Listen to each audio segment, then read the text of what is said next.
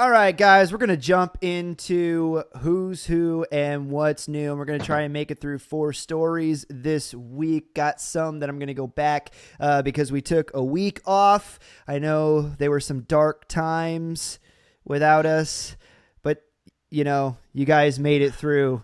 And here we are back together again. So we're going to catch you up a little bit, and then we're going to forge ahead and come current. And just to remind you, like we do every week, we have not shop talked any of these headlines before. Nope, not this week. I go out and I find what's trending, what's personally interesting to me. I throw them up here, and we talk about them. Are you ready?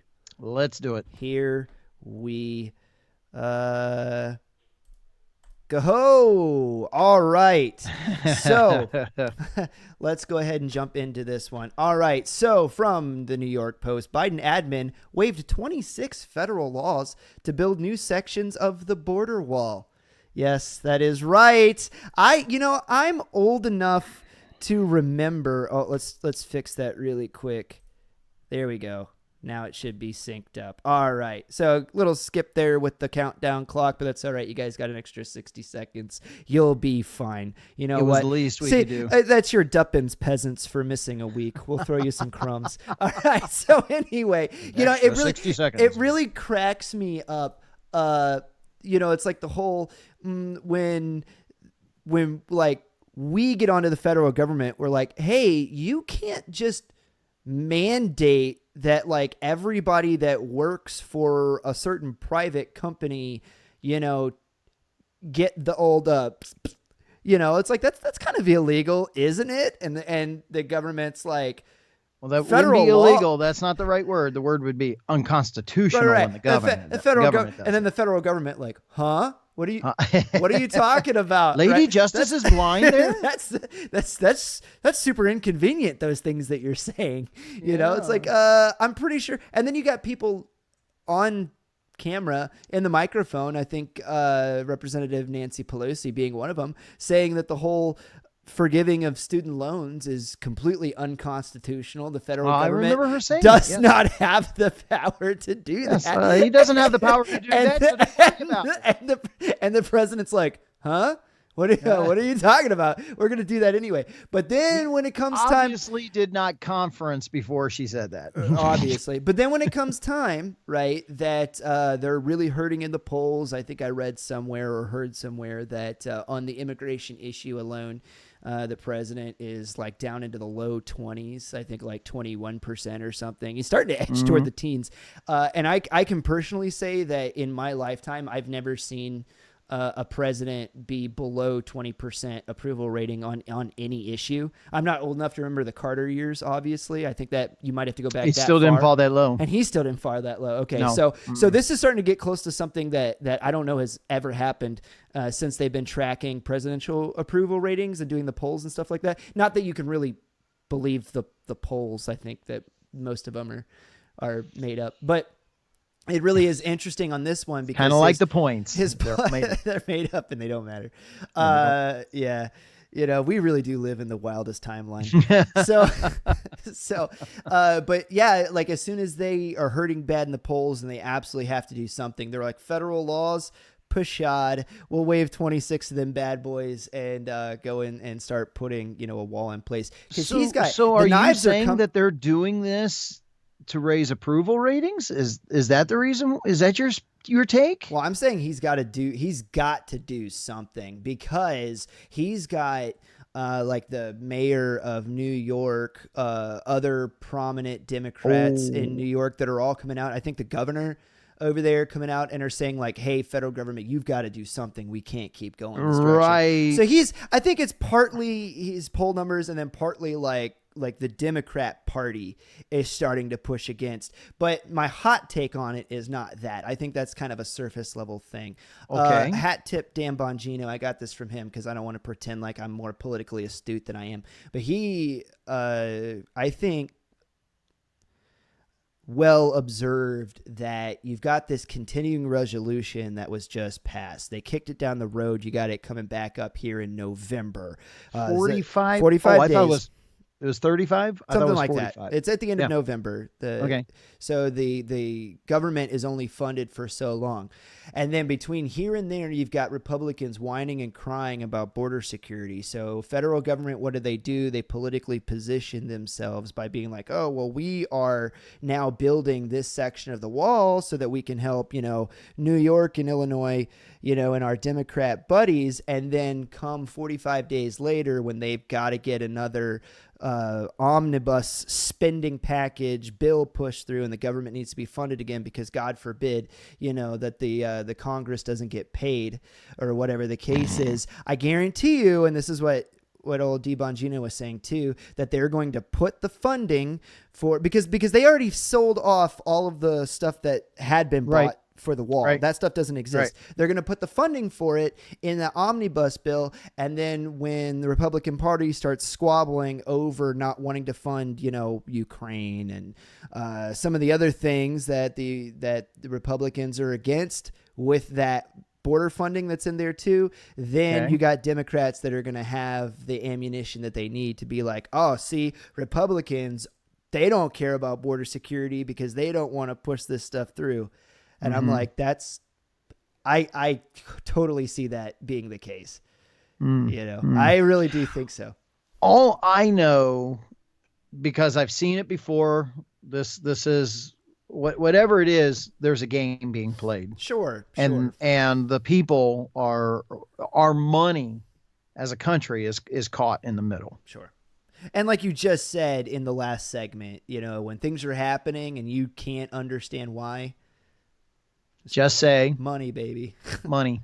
All right. So has something to do with money. Right. I don't know what. Okay. So I want to get to this story really, really quickly. And this to me, I think is a very bad harbinger of things to come. And it's very, very concerning.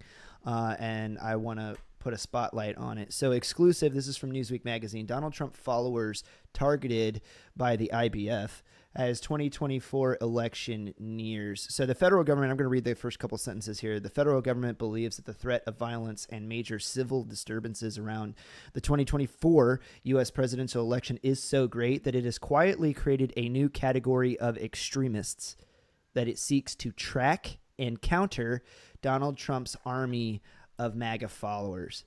So what is the IBF? It's my way of not getting flagged by saying. Oh, don't say it then. Sorry, I still don't know what IBF is, but just say it backwards. I'm with you now. Okay. So anyway, this is extremely disturbing to me. No matter how you slice it, at least half the country voted for Donald Trump in the 2020 election as the Republican presidential candidate. He is well set to be the Republican. Well, that's in the past. Let's start talking about current polls. I was just going to say he's well set to be the Republican presidential nominee. He's definitely set to be the nominee. And as current polls are going, he has pulled away on the light side by 5 points. On the heavy side, up to 12 points in some states and in some polls. You're talking about in the general for the head-to-head with Biden. Yes. Yeah. Yes.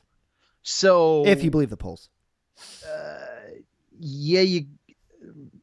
which means it's probably worse than that because the polls are probably holding it back of what they really are, so as not to be so bad, or they're trying to motivate the Democratic base to get out and vote, one of the two things. But nonetheless, I don't think the poll's accurate. But there's some reflection of truth in it that it is an ever widening problem for the Democratic nominee.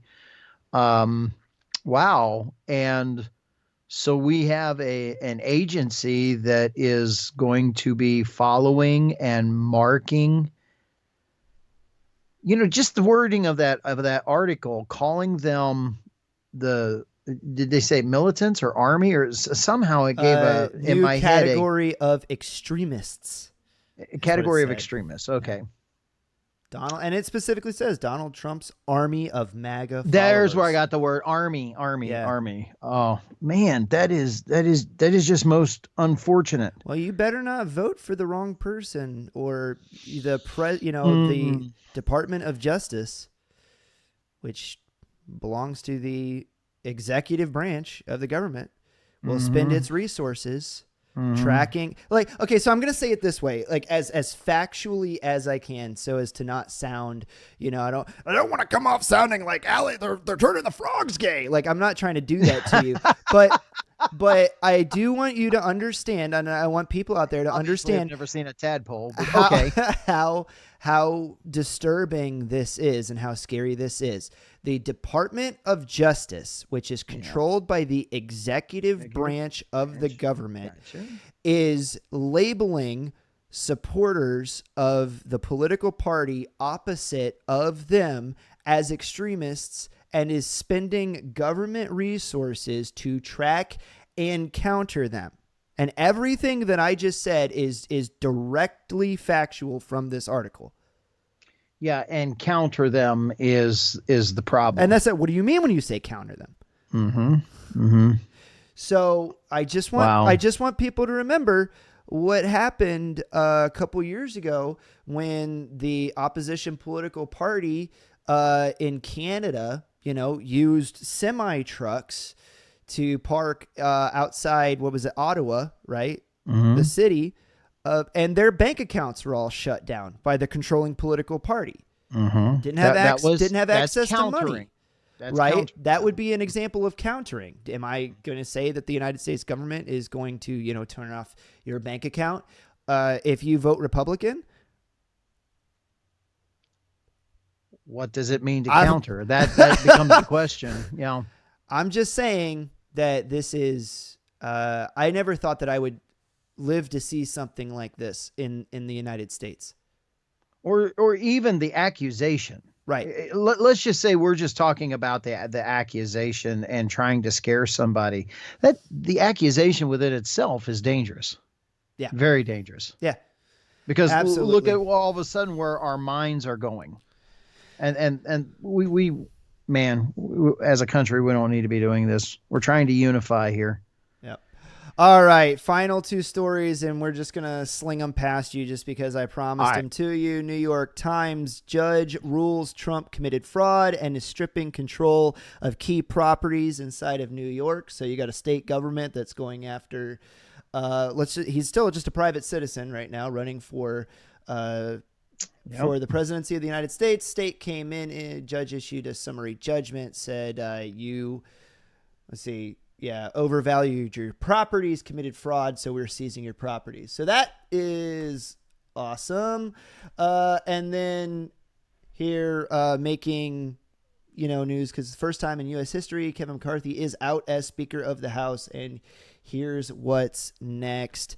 And then this so that you boys can look cool the next time you go to trivia night, because I was just wondering. No, he's not the shortest serving Speaker of the House ever. That would go to Theodore Pomeroy right here, who served for a single day on the last day of the 40th Congress in 1869.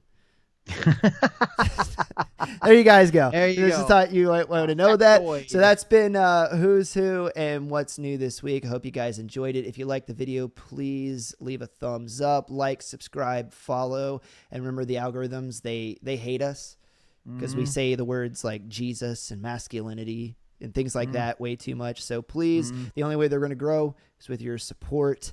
So please share the video with a friend, and I hope you guys are sticking around for the keeping the main thing the main thing.